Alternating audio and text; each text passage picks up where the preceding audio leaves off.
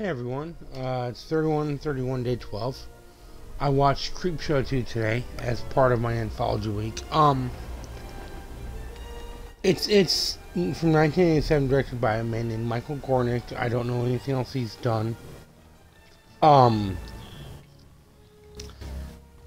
2 is an anthology horror film, obviously, where everything is told through comic book style stuff, right? Starts out, the creep is, it's basically the creep, or more or less the crypt keeper. The creep is telling us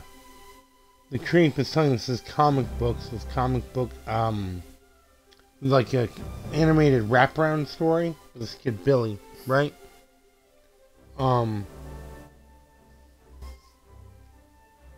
It's got makeup effects by Howard Berger and Ed French. Music is very good on all of it overall. It's creepy without overwhelming and making you and drowning out the dialogue. And it's much more subdued than most horror films you would find. It has those stings when it needs them. It has that quiet moment when it works. So the first story is called Chief Woodenhead. All right, it's an old man, and he owns a shop in the middle of nowhere. And he takes very good care of this this wooden dummy, wooden Indian chief, right? And okay, I gotta stop playing. I'm gonna get distracted, and I won't give a good review. Okay.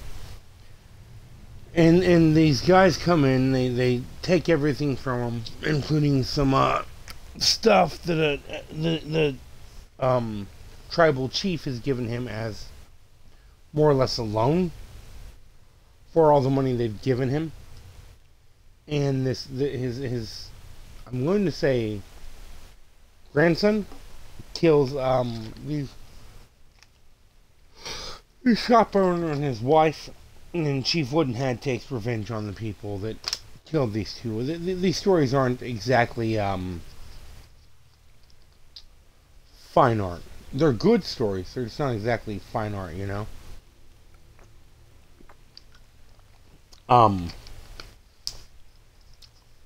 Okay, so the hoodlums, the villains of the piece are all over the top and ridiculous, and it works so well. I love it. The Native American Indian, what the fuck ever,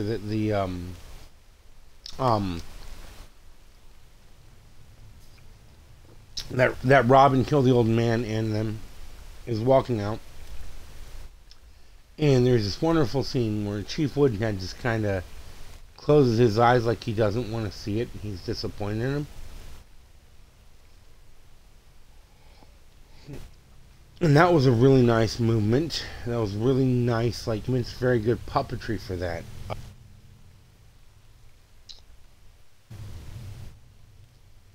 Then it goes from there. They kill the people, goes from there. Chief Woodenhead moves. And the first time he moves is so well done. I loved it. It was so well done. I liked it a lot. It looked really nice. Especially for 1987. These special effects are top notch, and it's because they're practical. Because practical is always better than CGI.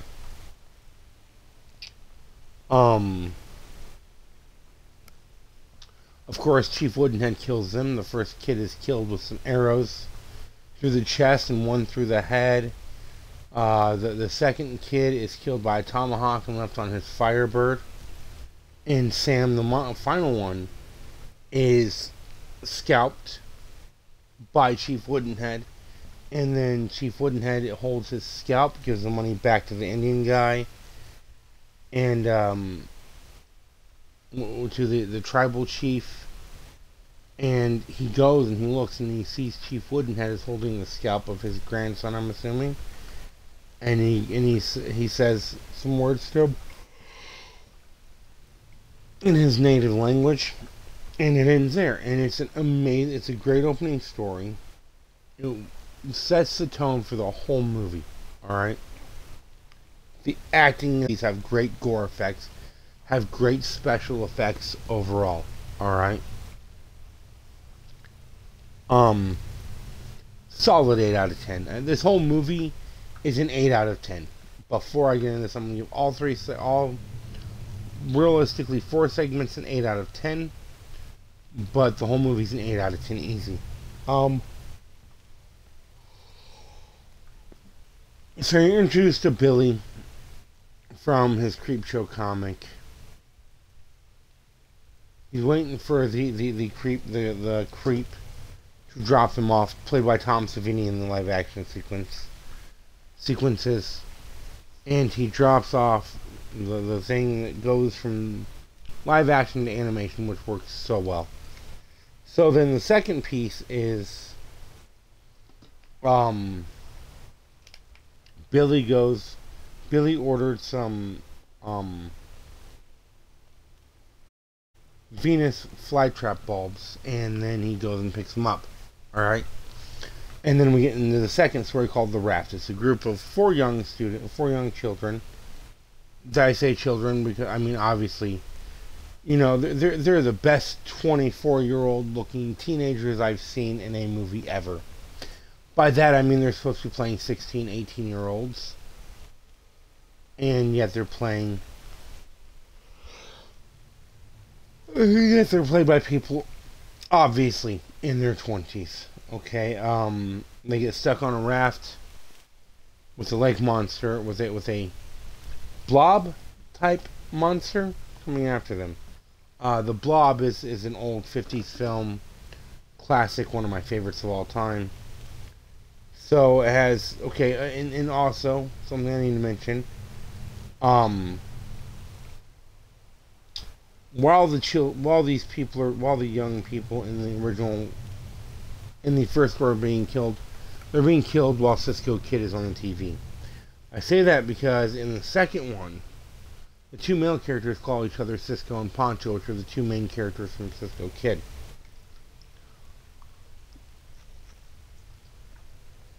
Obviously, it's meant to be some sort of tie between the first and second story, and it works. The effects on the blob creature and the gore effects on this, much like the rest of it, are awesome, but the blob creature is really something special. Okay? That blob creature is so good. I loved it.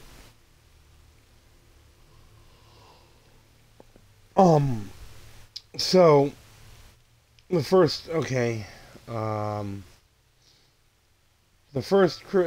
girl is dead. The first girl, Rachel, she's smoking some pot, because of course she is. And she's rubbing her fingers in this what looks to be an oil slick. The blob creature then grabs her arm, and you see the chunks of skin just pull off, and it looks so good. And she dies, right? And it shows this is something to worry about. It shows this is something that will kill them. Which is exactly what you want from this type of thing, right? And then the other character, Deke, is standing on the pier, the raft that they're on. The pier, it's a floating pier, basically, okay? And the blob creature grabs its foot through the cracks in the wood and pulls him down. At first you see the skin, of course, getting pulled away, and the gore effects look awesome. Alright? And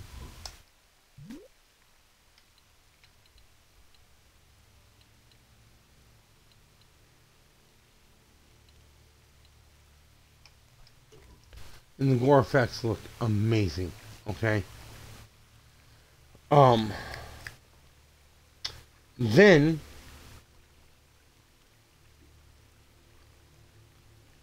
and the way he dies is really cool. It looks really good. Then it goes to fuck me. Then it transitions from day to night. which is a nice way to show the passage of time, but it's hysterical because it isn't proper night. It's literally, you can tell they had a short amount of time to film this. Just a night filter over daylight. You can tell this because of the fact that it's obviously daytime out. Alright? Which makes it that much better. But then you can see the sun shining off of the character's hair. And they're talking about resting and sleeping and shit. Alright?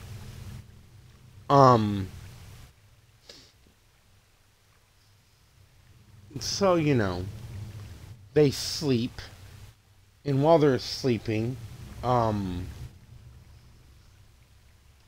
they're sleeping, the other male, Randy, wakes up and starts assaulting the other young lady in a very, very horrible manner.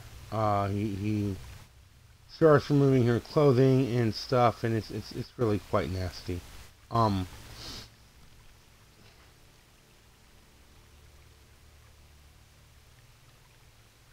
It really shows how much of a nasty person he is.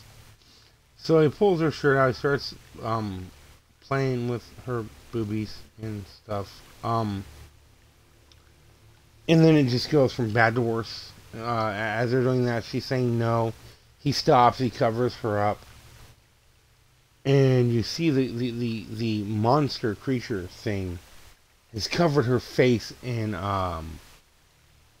oil or whatever it is. Alright? And it looks so cool.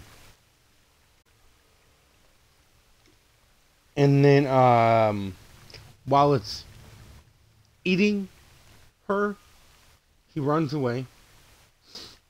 He swims to the shore, and he's sitting there, and he's sitting on the shore, and he's yelling at the creature, "I beat you, I have won, blah, blah, blah, blah, blah." And then it just goes in one wave and just swallows this guy. And it looks so good. And then it ends there. And then he floats back into the water. It's floating back out to the water. It's really good, really, really good, though. Swimming away in the water, there's this bunny. Okay? And then it transitions, and again, 8-out story. It was excellent. And then it transitions to another segment. Bobby or Billy, I can't remember. I have two different names here. So Bobby or Billy is riding through reading this Creepshow. Some bullies harass him, and so he kicks a bully in the nuts. And this bully doesn't know what to do. So they start chasing him. And then it leads us into story 3, The Hitchhiker. The story's weak. A woman is cheating on her husband with an escort.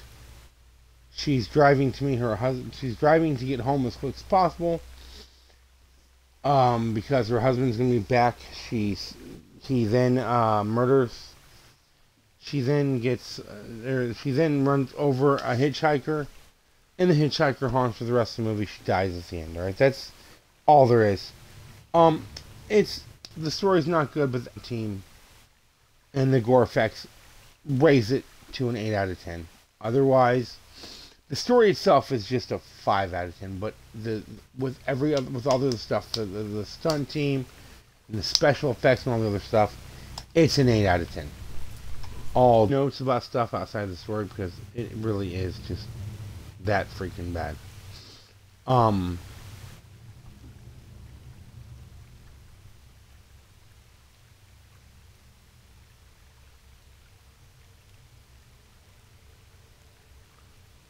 Okay, so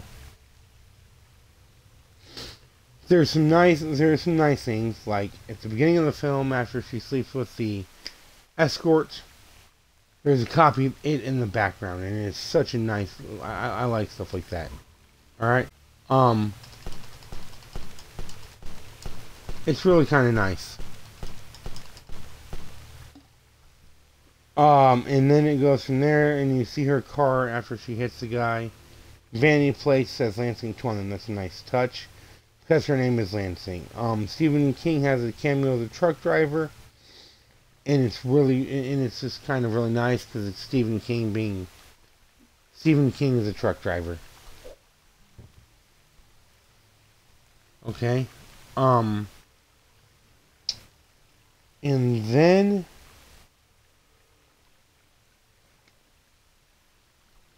so I think the whole thing is a commentary on Mrs. Lansing having more value on money than this homeless man's life. And it's kind of what it seemed like to me. Alright.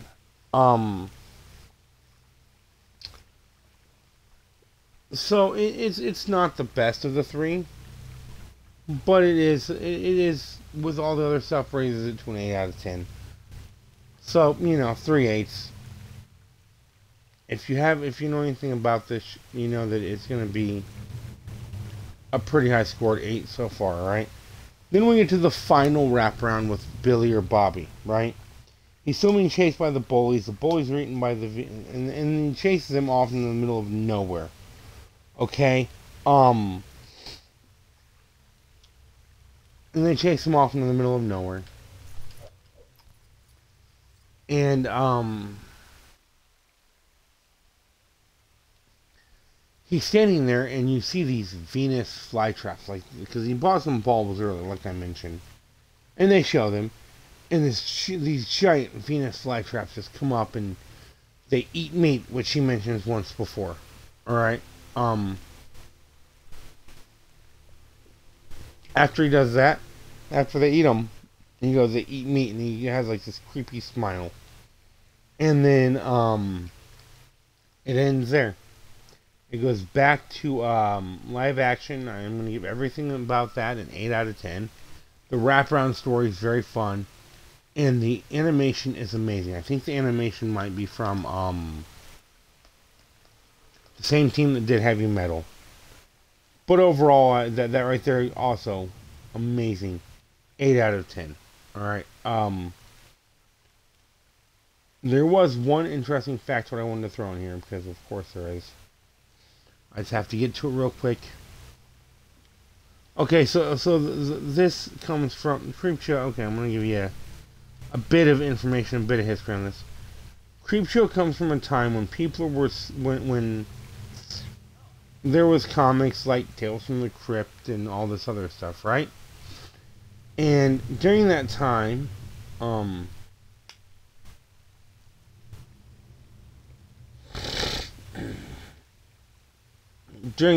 there was a point in which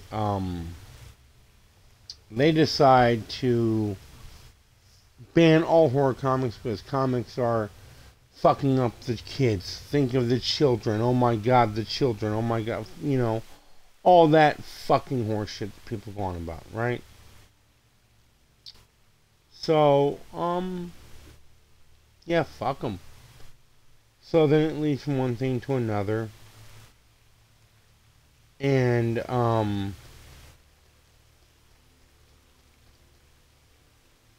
it really is quite ridiculous how they had that during the time. Because, now it's video games and all this other shit. But at that time it was all about the comic books.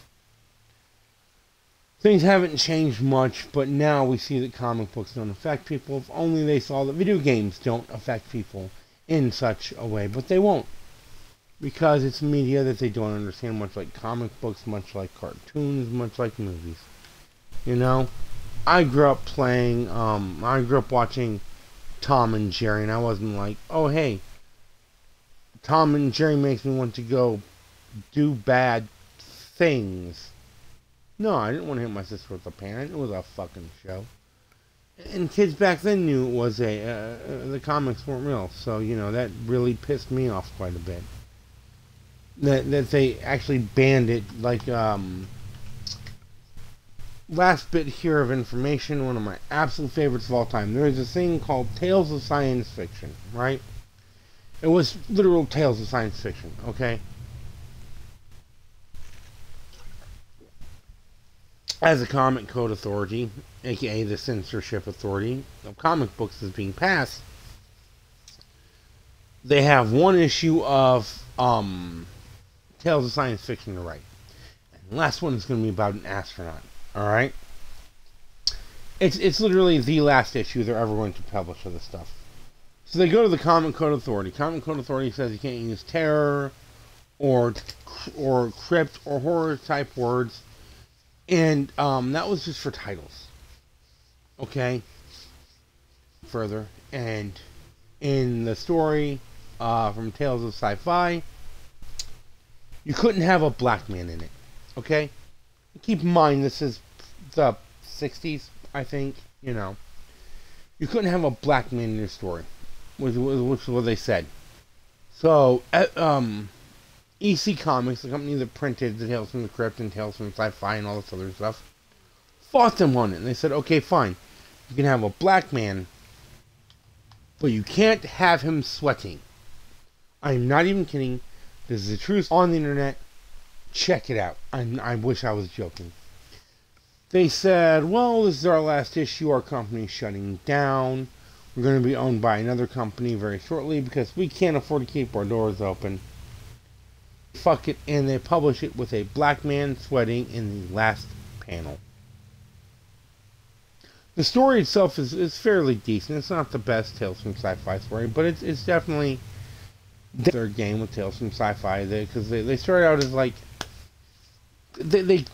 They were good about telling stories about people of color and stuff like that. And it's nice that they did, because really a black actor at the time, you know. So years off from fucking H and Black Lightning in them at this point, so you know it was good. It was good. It was good. It's just a good way to end the story of EC Comics. But with that, I want to say thank you for tuning in. Hit that subscribe button down below. Down there, hit that beautiful bell, and leave a like. I will catch you guys tomorrow with Day 13 on what the fuck ever I'm going to watch. Thanks for tuning in. Bye.